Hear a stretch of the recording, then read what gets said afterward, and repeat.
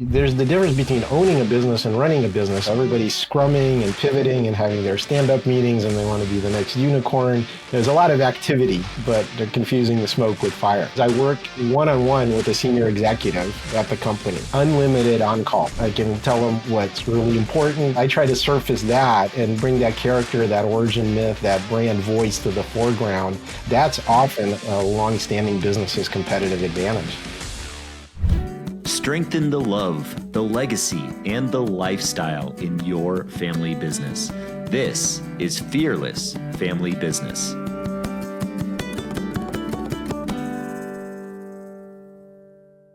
What if everything that we believed about family, legacy, and even love was just a cultural illusion layered over hundreds of thousands of years of primal instinct?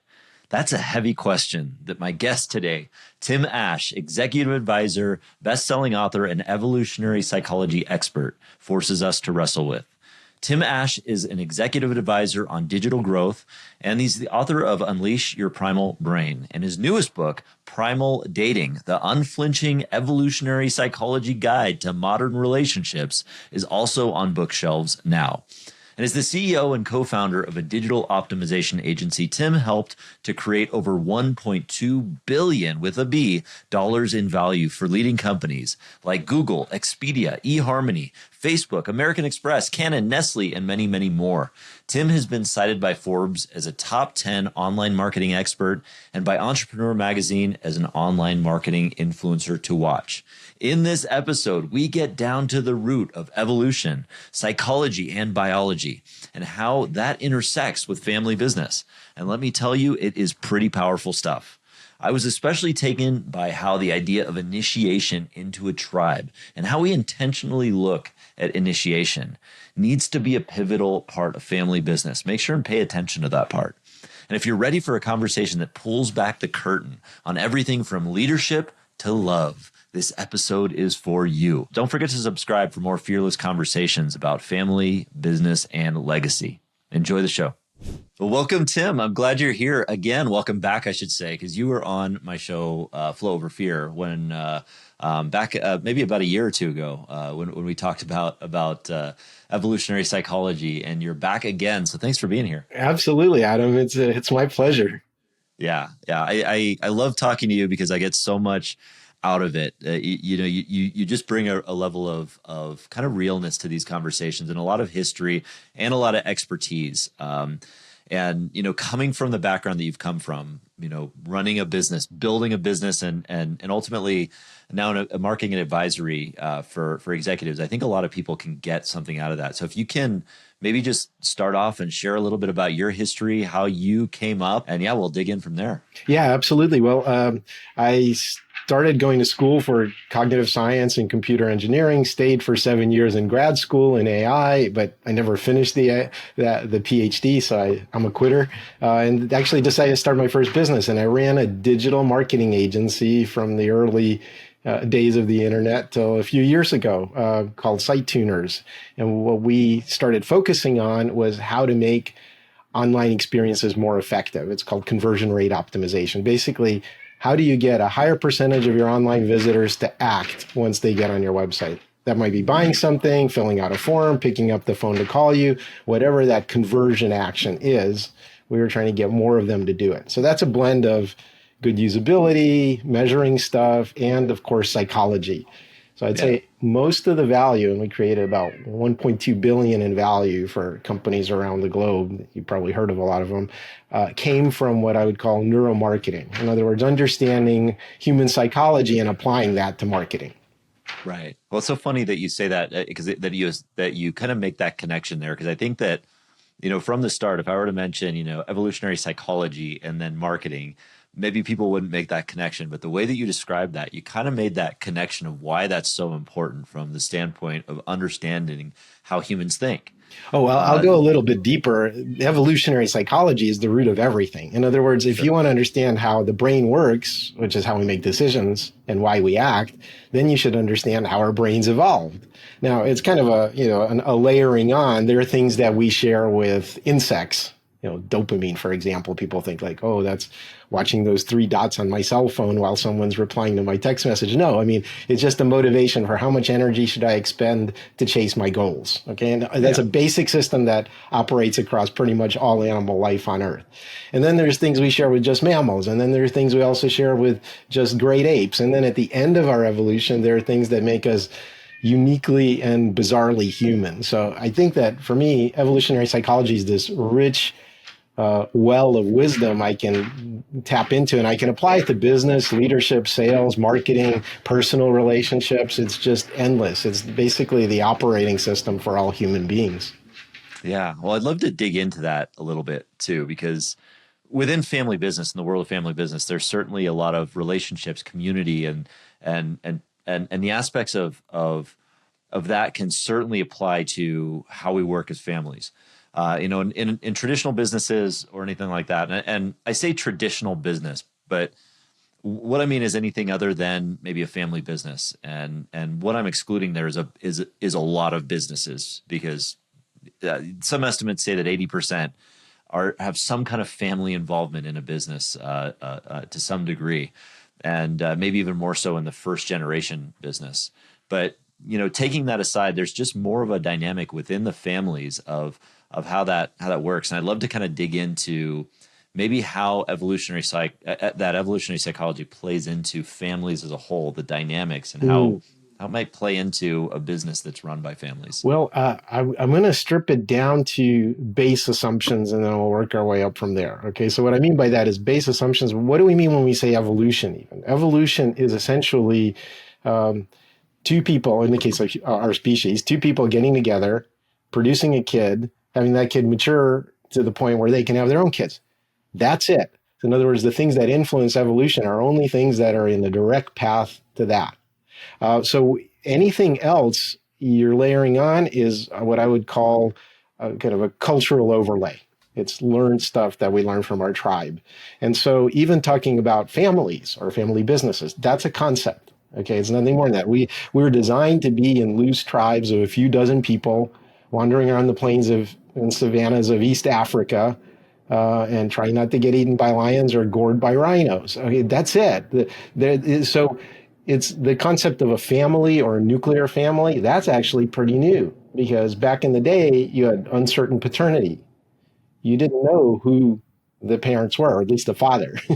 Oh, really? Oh, interesting. Yeah. Yeah. I mean, here's a quick little science tidbit.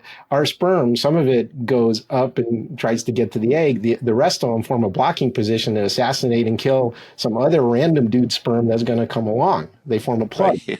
And now, since sperm can survive for about 3 days inside of a woman's body, that means there was a pretty high chance that she was going to be entertaining more than one guest during that time period. Sure. And Yeah. so you find things like that we're non-monogamous, that we have we're serially monogamous long enough to raise children, but we play side bets for various reasons. Men and women are very different, of course.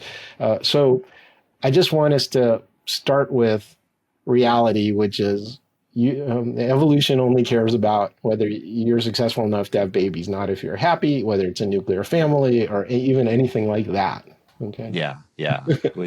Yeah, and I appreciate you explaining that, because I mean, the idea of coming from the bubble of a family business, there's the assumption that family is the most important thing in our universe, and there's also the assumption that we have to survive as a family at all costs, for generations, and make our family stronger. And the family is the tribe, and the family is the community. Yeah. And I mean, I guess the question there is that a healthy mindset for? Well, that's not wrong. It's Future? just what we're set up for. So in a family business, you kind of get an extra dose of that. So I'll give you a quick example. So if you look at how much grandparents invest in supporting their grandchildren, what you find is there's a huge variability, but on average, the mother's mother, the maternal grandmother, is the one that provides the most care.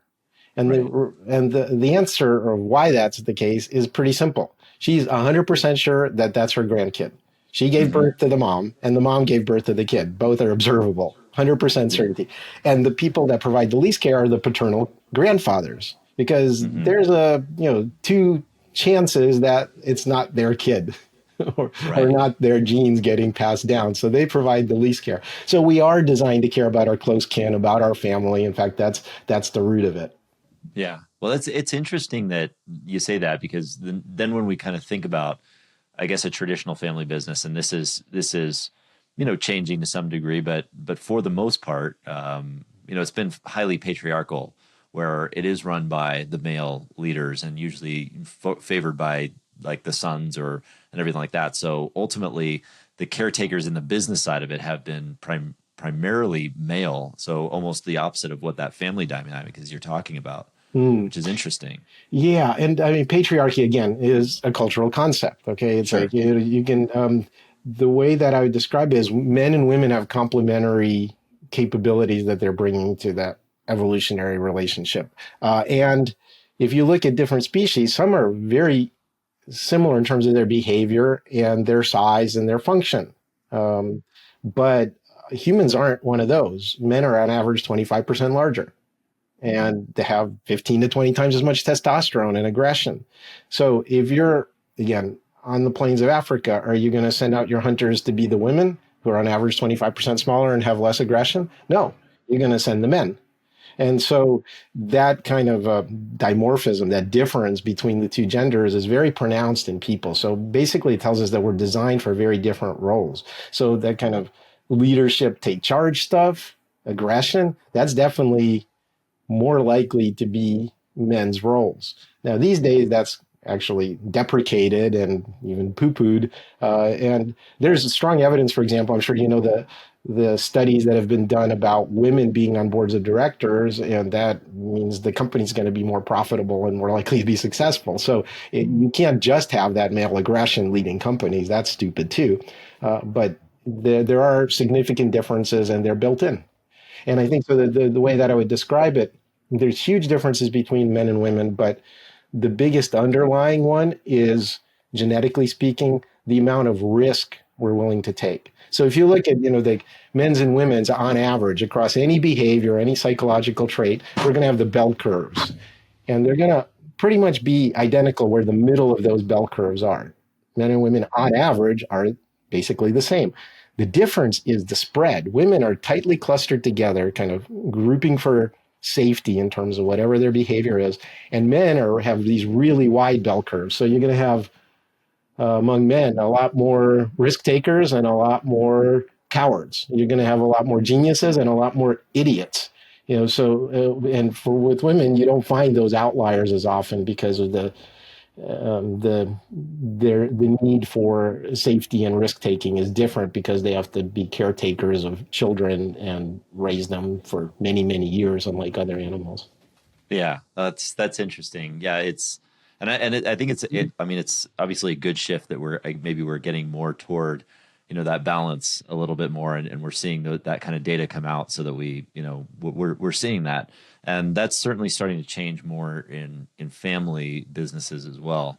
And I want to dig in because you've done a lot of work. I mean, especially in the world of marketing, building a business, and successfully exiting that. Learning and basically writing books about these concepts and how evolutionary psychology can teach us about how to build our culture and even now into relationships with primal dating, which we'll talk about in a bit.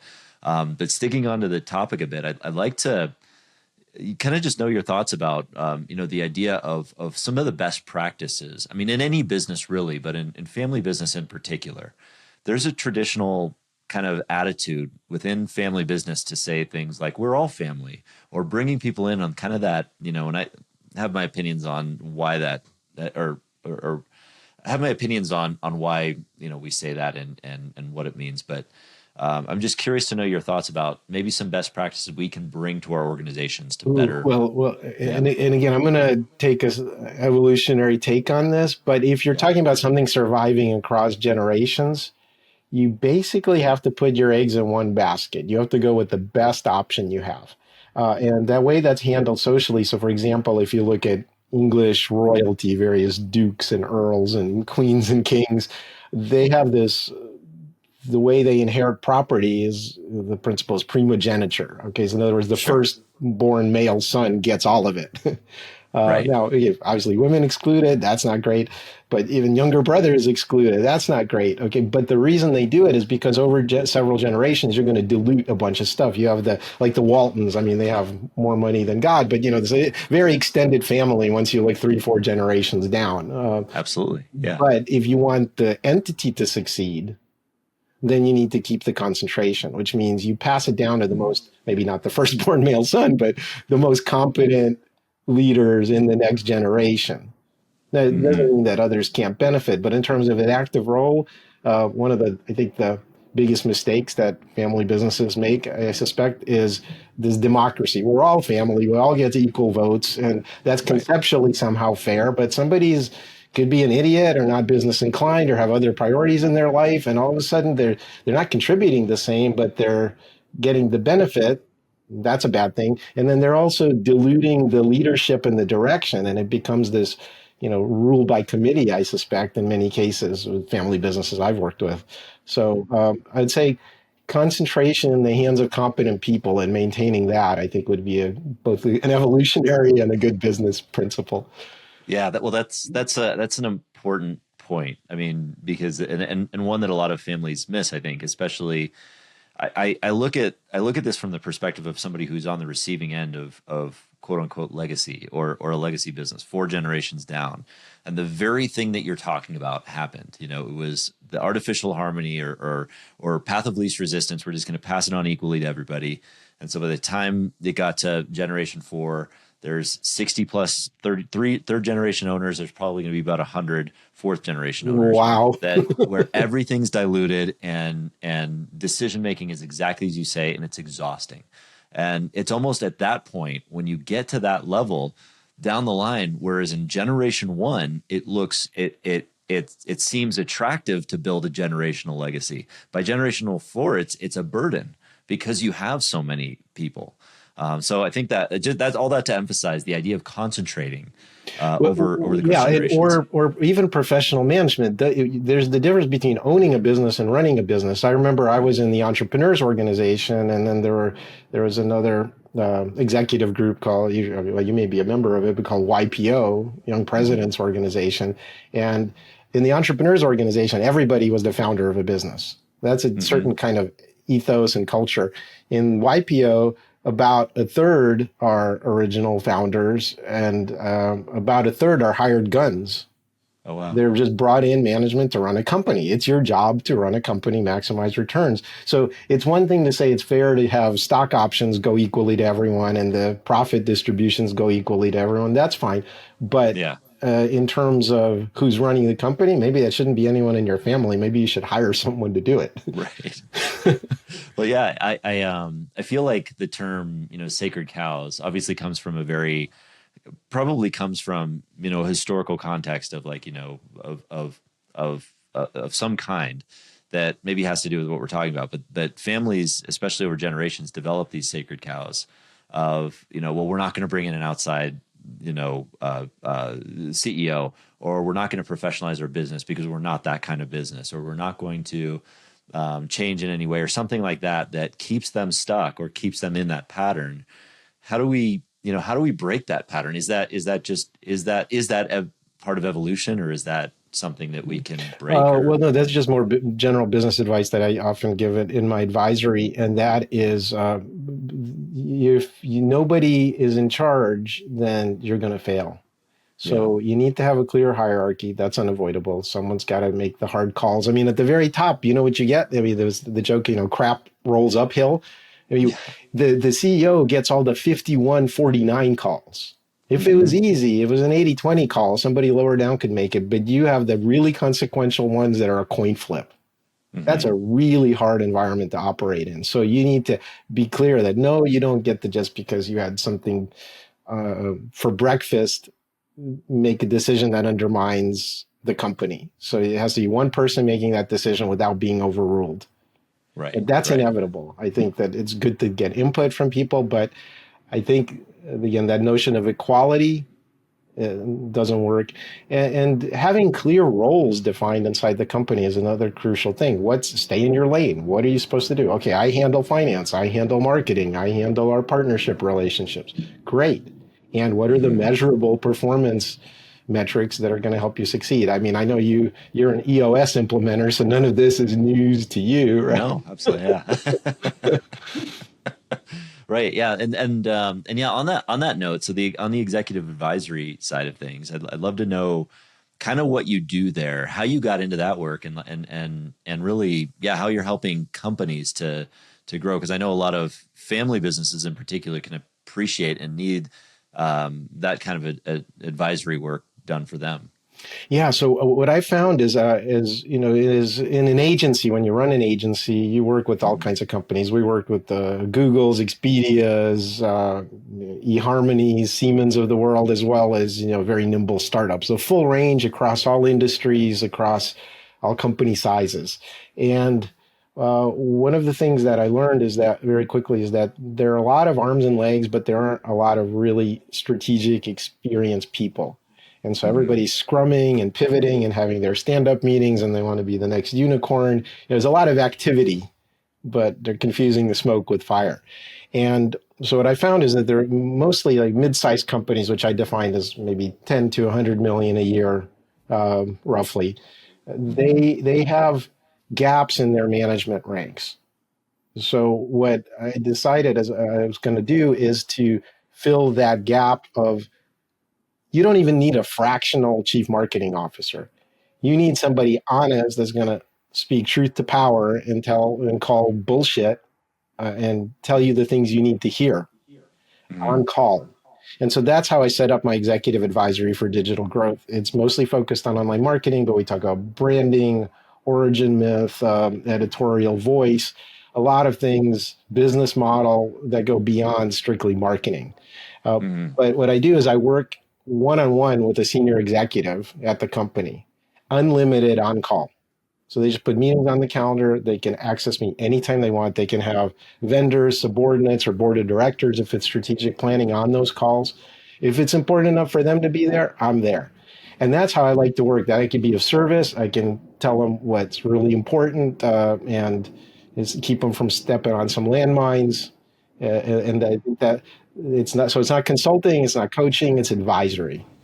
Got it. Got it. If you're a family business owner or operator and you're looking to get more control over your business, I would love to talk with you. I want to give you a special invite to request a free 90-minute workshop with me to learn the powerful tools of EOS, the Entrepreneurial Operating System.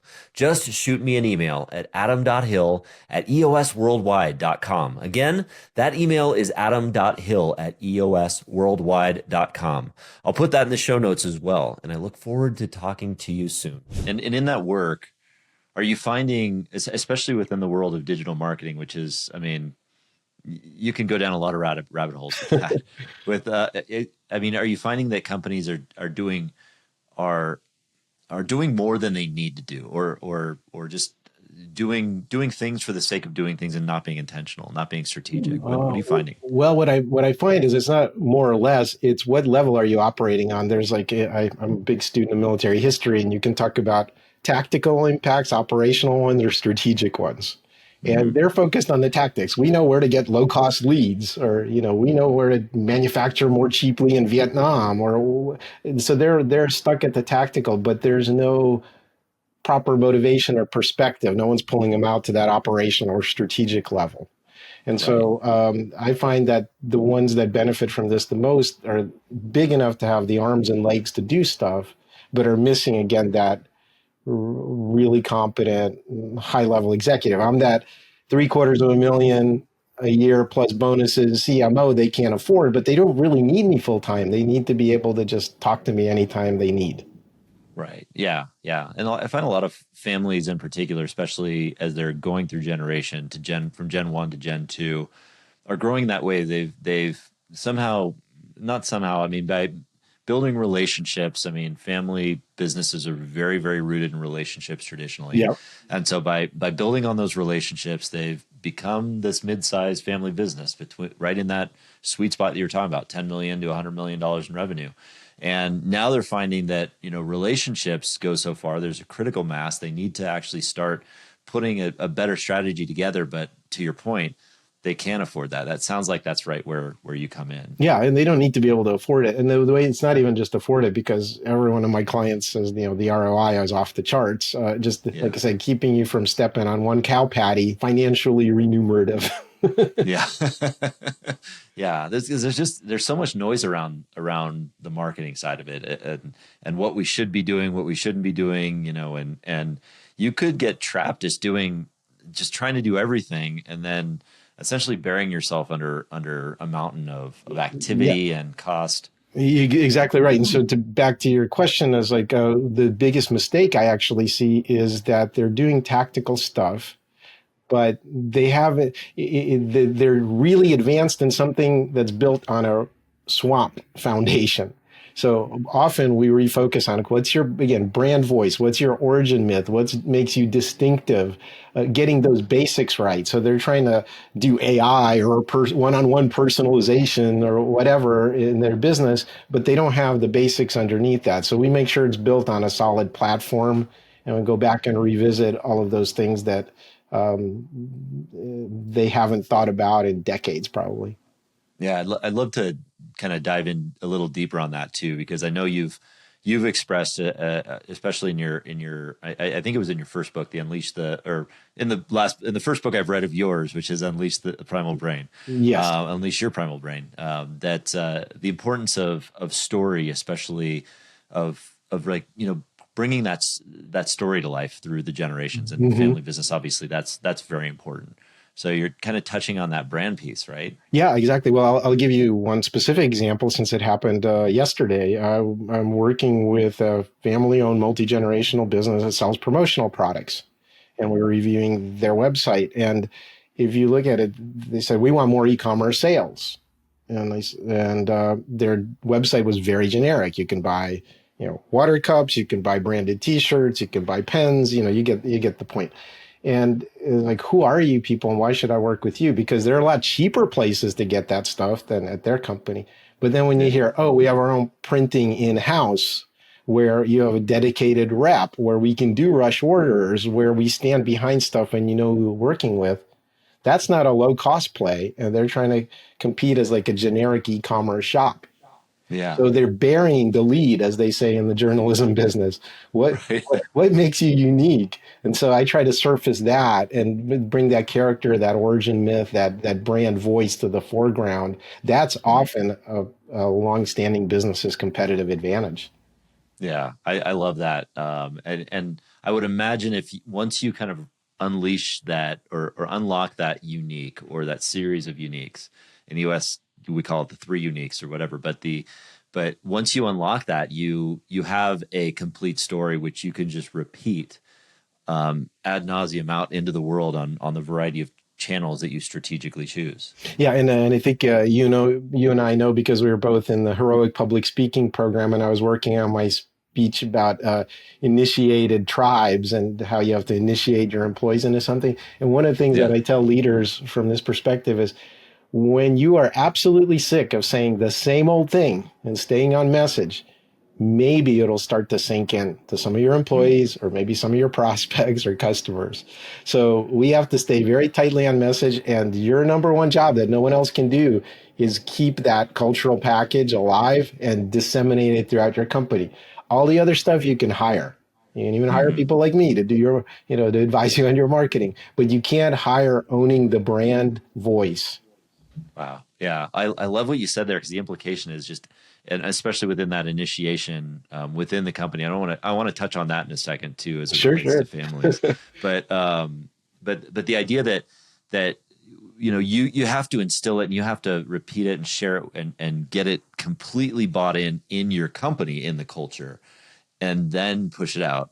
I feel that's where like the integrity comes from, right? And the authenticity of your voice. Is that what you're Yes, saying? and the power of it. It's just like if you think of just like little waves, some of them cancel each other out. Some meet up together and all of a sudden you get this cool tsunami looking thing, right? That's what you want to create very intentionally. You want that resonant frequency, that same message, and that it'll have variations. Your sales team will work very differently than your operations team, but they'll have big commonalities of what's your company and then their own stuff on top of that. Gotcha. Okay. Yeah. That's That's really insightful too. Just the idea of bringing that in. I mean, obviously living it internally and making sure that the culture represents it. Kind of a good segue into that initiated tribes. Within the culture that you were talking about, just within business in general, I think you share really about this idea that and again tying in the evolutionary psychology into it, this idea that we have to initiate people into our tribes or our companies or whatever that tribe is. I think you'd mentioned even in the speech, it could be the Apple iPhone tribe or whatever. Exactly. Although I'm in the Samsung tribe. Sorry, I like equipment that actually works and isn't overpriced. This interview's over. See, you're in the cult. It's true. I'm in a number of different cults, I think, but I think to that point, the initiated tribe of family business is one of those. I mean, like we've gone so far as to call that a very specific business or type of business, a specific tribe. And even though you're by birth, or by adoption, you're essentially initiated into it. There's secondary initiations, I believe, that happen as you get into that business.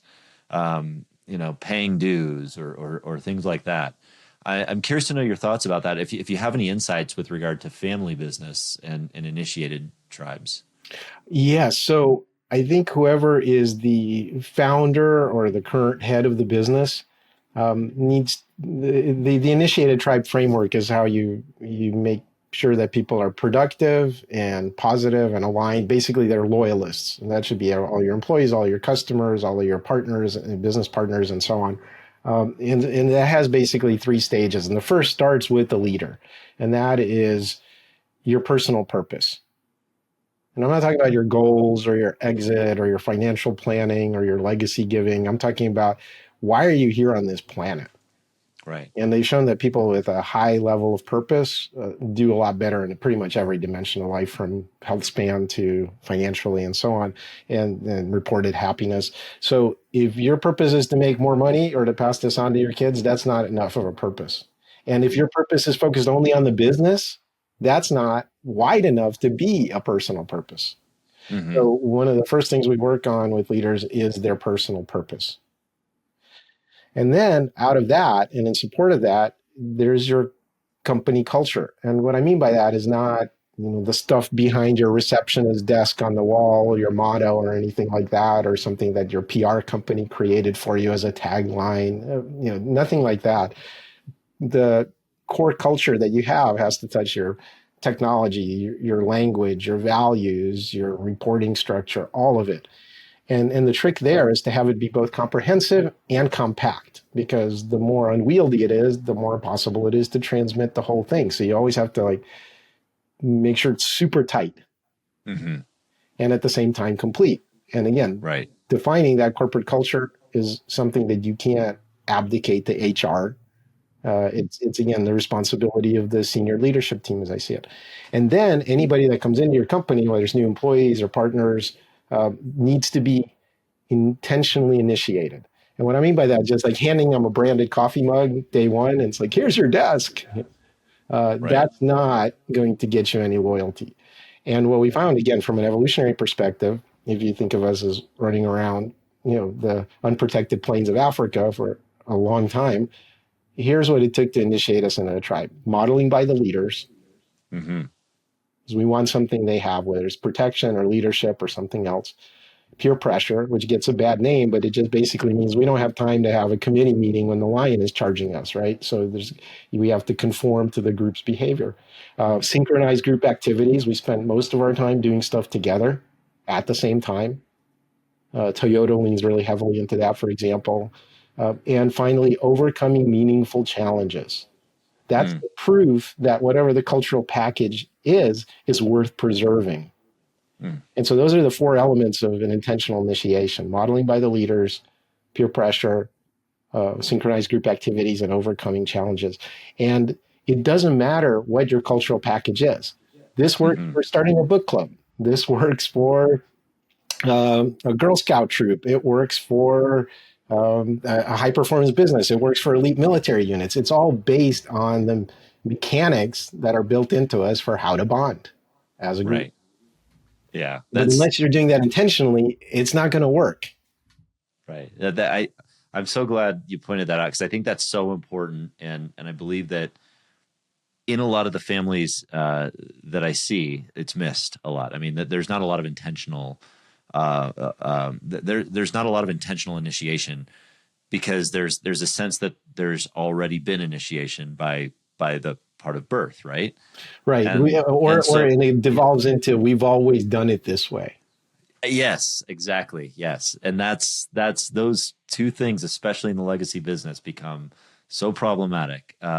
Because and especially for the next generation, because they don't there's a sense of not feeling initiated. And so I kind of resonate with this because you see it and a lot of times the son of the CEO or daughter of the CEO or something like that might need a job or might want to come out of college, and maybe that leadership generation wants to bring that person in, and so they say, well, we don't have any positions, but I'm going to put you here in this thing that either I'm going to make up or it's going to be something, but just Hmm. we'll eventually you'll work your way up and you'll pay your dues, and Start what in the happens is mail that person is room, kind of right? sitting there, yeah, yeah, or that person is trying to earn their way in a place that's not fully like that's not like people don't haven't really bought into it, and so they're not only having to build it, but it just creates this uninitiated part of that family, and that starts to feel like abandonment, which is really hard. Yeah. Which, by the So way, is yeah, not uncommon in many families. I mean, we're not talking about perfect families either. So that there's a lot of dysfunction that's passed down. The therapist that I see, she said she's yet to have a client who doesn't have some form of intergenerational trauma. sure, yeah, So we're getting like, oh, the crazy uncle or the alcoholic grandmother or whatever, and they had some coping mechanisms, but survival is not the same as thrival. yeah. Oh, survival's not the same as thrival. I like that. Yeah, I think we have to kind of all start to accept that you know generational trauma is a part of all of our lives in some way, Yeah, so you pick and choose especially it. If you're conscious enough, you can decide sure. what serves you and what to keep and what to let go of and mourn or discard, whatever you're going to do with it. Yeah, yeah. So anyway, all that to say, I'm glad you pointed out those specific initiation criteria. The modeling by leaders, peer pressure, synchronized group activities, and overcoming meaningful challenges. And as I'm understanding it, that's essentially what that incoming person has to experience. Is And that your right? To business become partners, initiated. like your vendors. Mhm. And you might have to do this with old employees that have been there a while. Some of them may opt out. They may not want to go through that process or not like what they become at the other side of it. That's okay. Um, but again, these are universal mechanisms for bonding them around whatever core culture you create very consciously. And by the way, when I said this to a friend of mine, he's a lieutenant commander, former Navy SEAL guy, and I said, "Well, does this resonate for you?" He goes, "Yeah, that's SEAL training." So if you want to bring it as close as possible to what it was designed for, which is group survival, literally, where you depend on other people's lives, depend on yours, uh, it works. That's Right. exactly what they do. Yeah. Talk about overcoming meaningful challenge. I mean, Yeah. seriously, yeah, that's but I and so kind of so you have to keep this practice up. You can't be complacent with it, is what I'm hearing, Yes, right? you have You to just have keep to keep reinitiating. Every incoming person should be initiated very consciously, and then refreshes because your cultural package will also shift over time. Refreshes for the existing employees and the people inside the organization. yeah. That's I think that's super powerful and very applicable to family business. And if you're listening to this as a family business owner leader, I hope you take that back with and start to think really, really deeply about that with how you're bringing your kids in, your family members in, Uncle Joe or whomever. That's an important part of any business. And I think every family business has an Uncle Joe. We all know what we're Every talking single one. about.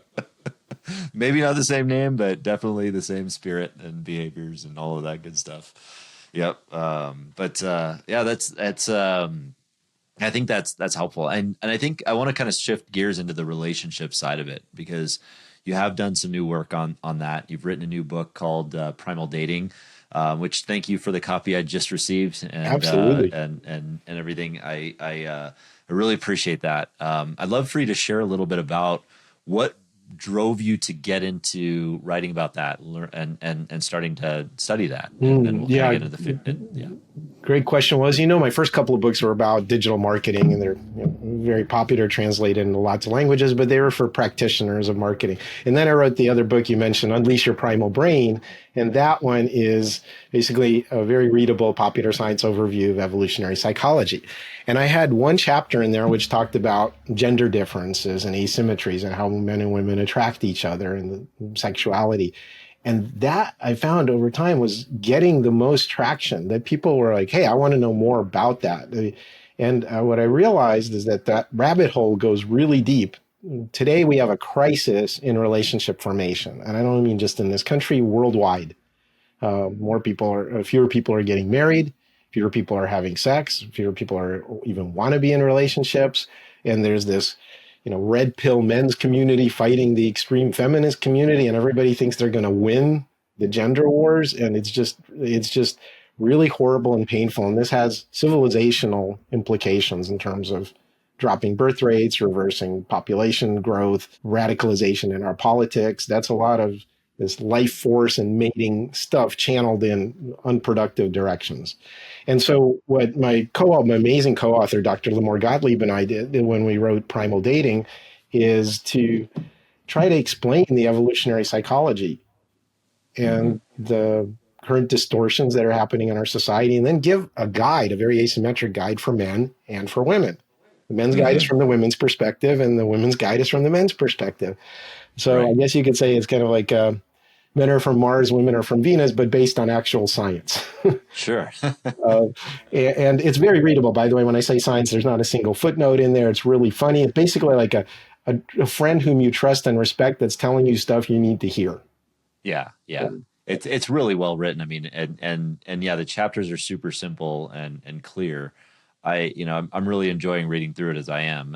Haven't finished it, but I'm still reading through it, and it is really insightful, kind of bringing a very real look to this. And I think the reason this is important to discuss here on this podcast, I think in particular too, is because there's a few assumptions that are made in family business. That some that we've already talked about this exceptionalism, within families and also within relationships, that when we have families or when we have kids and maybe they marry and we're talking about business assets that are held by the family, that all of a sudden there's another half to maybe the kids that are coming into play.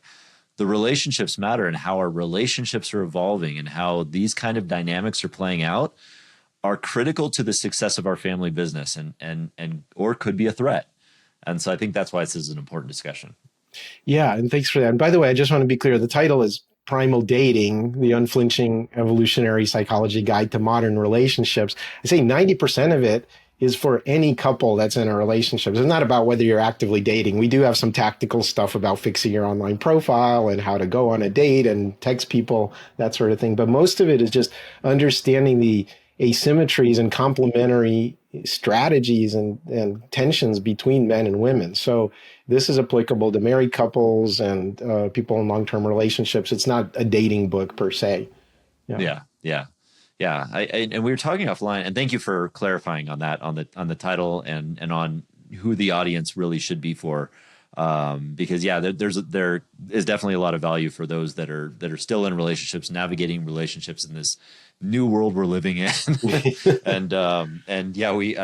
think it could be a valuable read for anybody that's trying to understand who they are and who their partner is. And so I think we were talking a little offline about some of the implications here. I mean, and certainly I think there's also as you're in this relationship, not just dating, but coming into a family business, you may have a relationship or a partner where, say you're let's talking about the founder generation for now, where there's a single source owner, and that person marries another partner, and suddenly this this partner that they marry becomes essentially a 50-50 business partner, because now they're both bought into it, even if the person that they marry is not bought into the business, but the implications of how that relationship might change or how that goes over time. Talk about that. Share a little bit about that, if you may. Well, so there's going back to, again, the evolutionary psychology of it. I think there is we want to hold on to the idea of monogamous lifelong relationships. That's the ideal that's held out. That's the fairy tale. And that's not our natural state. People are not monogamous as a species. Again, lots of deep evidence for that.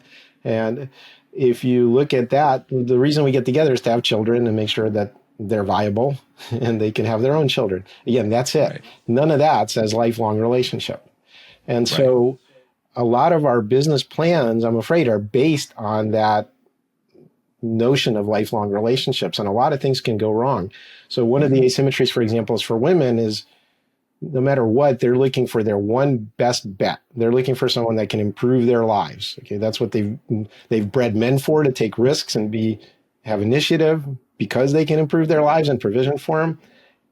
And so regardless of how successful a woman is, she's looking for a man that's better than her. It's called hypergamy in technical terms. If you look at it from that prism, it's going to be very, very difficult for women that start companies to be okay with a male partner that does worse than them financially.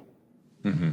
May have all the other qualities they love and desire, but that's an imbalance. In fact, about 2/3 of divorces in the US and 80% of relationship breakups are initiated by women. And it's almost guaranteed to be when the man is either flatlined or backsliding.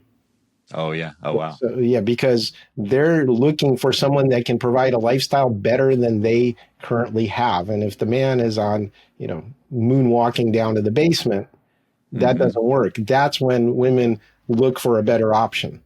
That's when they leave relationships. So the financial circumstances between the two really matter. And especially if the man is not out earning the woman, that can be a cause. And you won't name it by that name. You'll say they cheated or they this or that. But the underlying reason is the woman's need to feel that security of a man who's doing better than her. And that's increasingly hard because women are doing great. They're 60% of college graduates. They out earn men in major metro areas until they decide to have a kid. I mean, this is the reality, right? And I want my daughter to have a great life. I want my son to have a great life. But the problem is that hypergamy didn't go away, and women are still looking for someone better than them. So there's this very quick, over a couple of generations, massive change in who women will consider as a valid partner. Basically, what's happening is all the Chads, the top 5% guys, are awash in optionality. They'll never settle for one person anyway. And they're in rock star status, basically. And then men who would have traditionally, from an evolutionary standpoint, been seen as a good match are now effectively invisible to women. And basically all women are frustrated, especially highly educated, successful ones. Most men are frustrated, and the Chads are going to town. Yeah, yeah. So, and I'm assuming that the Chads are kind of like the CEO of Astronomer that are getting caught with their HR.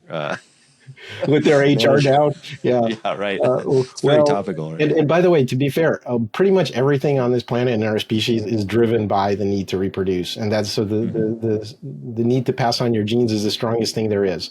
And there is a big asymmetry. We call we say crossing curves in the book. We have a whole chapter about it that you probably read. Women's average marketplace value in the kind of desirability and sexual marketplace who they can attract starts at 18 and goes down from there for the rest of their lives. Men starts really low. They're useless to other men because they don't know anything, and women because they can't provide a compelling lifestyle, and peaks later in life, 40 to 60 with a peak around 50. 30 is the crossover point. And so when you look at it that way, men have to essentially grind for decades to be seen as useful. And women, their strategy is different. Their value starts really high and it just declines because primarily from an evolutionary standpoint, we're talking about fertility. So between 18 and 40 is when that biggest drop happens. And 30 is, again, that crossover point. Right. Yeah. Yeah, it's and I think it's important to address this reality because I know that there's a lot of like aspirational thinking in family business. There's the aspirational thinking that we're going to beat the odds with regard to family business statistics. Yep. 70% aren't going to make it to the second generation, but we will. Mm-hmm. I know that there's a 50% divorce rate in the United States and maybe the world, or whatever the divorce rate is, but we'll make it. We'll be the better odds. And Right. it's like, yeah. So it's like we have to be real about this and understand that that may not be the case. That we may have different types of relationship styles, that may not fit that traditional. Yes, and also it's phase of life. So you might have been balanced. Like in the U.S., the date of first marriage is now 29 for women. They've pushed it as close as they can to that 30 years old equivalence point. Okay, but that's Right. just those two curves crossing over. What's going to happen is the woman's, again, on average value, you may be the exception, keeps going down, the man's keeps going up. So by the time you hit middle age, by the time you're 40 plus, there's a significant and permanent power imbalance between the men and the women. And the woman's like, well, I hustled, I put him through med school. You don't get extra credit for stuff that's already happened. The reality is the men have more power. And so there is a big chance of a midlife reset, the younger women happening, for example, because now those are in play and they weren't before. And again, I'm just talking about generalizations. I'm not saying every man is a dog or whatever. I'm just saying that regardless of what precipitates those midlife crises, you kind of have to plan for that being a possibility if you're going to try to preserve something past your own lifetime. Yeah. Is there anything that we should be doing? I mean, as we approach, those age points or within, our families or within our relationships, is there anything that we should be doing differently aside from, just maybe thinking differently that like, hey, maybe this will change over time, or maybe things will evolve, but what should we be doing? I guess it's just an open-ended question. Well, one of the recommendations we make to both men and women in our practical guides is you should really consider about the minimum. What do you absolutely need in an intimate relationship? Mm-hmm. Which is very different than how we're approaching it. Again, what we're talking about for survival, complementary needs, we continue to need each other. You had certain things that you were willing to do or not willing to do. Now, again, I have my own job. I have my own house. I have a college degree. What do I need you for? Well, the answer is probably not much. So now relationships are more tenuous because they're based on these wants. Do I still want you, desire you? And in addition to that fragility, we're dumping a lot of extra stuff on it. What do I need from you? I need you to be my best friend and my lover and the co-parent of my children and the financial provider. And we have to have the same friend group and we have to like the same movies. Okay, that's a lot of ands. And if you actually do the reality check on that, a lot of those are wants. So again, I would go back to what do you actually need in your intimate relationship, the minimum. And don't put any more on that. You want a meetup group to go hiking with, you can do that. You want to go salsa dancing? Well, if you're a woman, you can go salsa dance with your girlfriend and she'll dance with you. Okay. You don't need your primary partner to do stuff. So I'd say my biggest advice is don't overload your intimate relationship. Mm-hmm. I like that. So don't expect that your significant other is going to be able to be your absolute everything forever while you both change. Yeah, I mean that's a setup for a lot of pain, really. Yeah, you can luck out. There's 1 in 100 or maybe 1 in 1,000 that manages to do that over a lifetime without massive compromising. But that's by far the exception rather than the rule. That's not what we're built for. Yeah. Well, Tim, this has been a really great conversation. I love where we're going. I think that this is really insightful, especially along the relationship front, which we don't often think about within family businesses, and it's also a very important one because half of that makeup of family businesses is a significant other that is driven by their own wants and needs and desires and everything like that, and I think that plays into this whole thought. So you've definitely given us a lot to think about with regard to all of that. Where can people find you if they want to get in touch? Well, if you're interested in my executive advisory for digital growth, that you just go to timash.com, timash.com. If you're interested in the latest book on Primal Dating, you can check that out at primaldating.com. And that's available in ebook and paperback on Amazon. I just want to say a lot of people prefer Kindle, or not Kindle, but rather audiobooks. We're probably not going to do an audiobook till sometime next year. So unless that's really your only format, I suggest you get the paperback or the ebook. Yeah, and definitely get the book because you can make notes.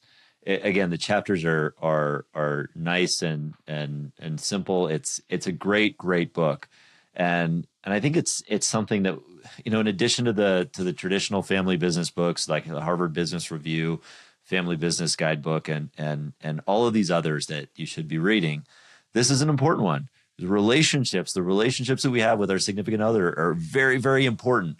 I mean, a lot of people call our significant others in our business the chief emotional officer, which is another big ask for that person to be. Yeah. So get this book and learn a little bit more well, about that. And your underlying relationships and your social support network more broadly have been shown to be the things that determine success in life and how happy you are. So it's a difference between heaven and hell, having the right partner and having the right relationship with them. I love that. Well, Tim, thank you so much for being here. If you're listening to this episode, check out timash.com if you want to learn more about that executive advisory on digital marketing. And then check out primaldating.com to look up Tim's new book. And thanks for joining us today. And we'll look forward to seeing you next time. If you really like this episode, make sure and share it with a friend and hit that subscribe and like button. Thanks for being here today. See you next time. Adam, it's always my pleasure.